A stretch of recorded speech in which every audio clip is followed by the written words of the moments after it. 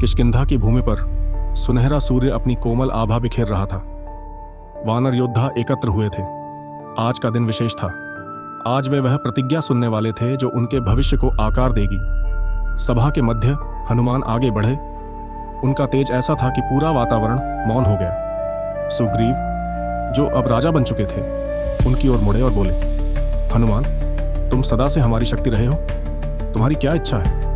हनुमान ने क्षितिज की ओर दृष्टि उठाई, फिर अपना हाथ अपने हृदय पर रखा। उनकी वाणी स्पष्ट थी, दृढ़ थी, अडिग थी। जब तक मेरी सांस चलेगी, यह भूमि और इसके लोग सुरक्षित रहेंगे। कुछ क्षणों के लिए सब कुछ ठहर सा गया। फिर पूरी किष्किंधा में गर्जना गूंज उठी। वानरों ने जय जय। उनकी आस्था हनुमान में अटूट थी, परंतु केवल प्रतिज्ञा पर्याप्त नहीं थी। हनुमान को उन्हें आने वाले युद्धों के लिए तैयार करना था। सुग्रीव आगे बढ़े और हनुमान के कंधे पर हाथ रखा। तो फिर उनका नेतृत्व करो हनुमान, उन्हें योद्धा बनाओ।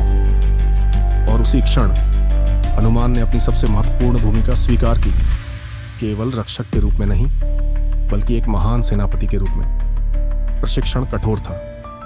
तपते सूर्य के नीचे हनुमान वानरों को युद्ध की कला सिखाने लगे। वे पर्वतों पर चढ़े, नदियों को पार किया और युद्ध नीतियों में निपुण होते गए। जो पहले केवल बल पर निर्भर थे, वे अब रणनीति की शक्ति को भी समझने लगे। एक संध्या, एक संशय से भरा योद्धा आगे बढ़ा। हनुमान, उसने कहा, बल एक चीज है, लेकिन क्या तुम हमें अजेय बनाना सच में सिखा सकते हो? हनुमान मुस्कुराए।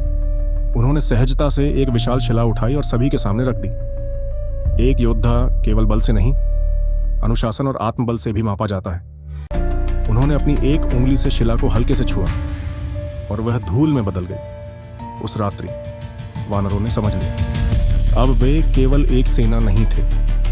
हनुमान के नेतृत्व में वे वह शक्ति बन चुके थे जो स्वर्ग तक को हिला सकती थी।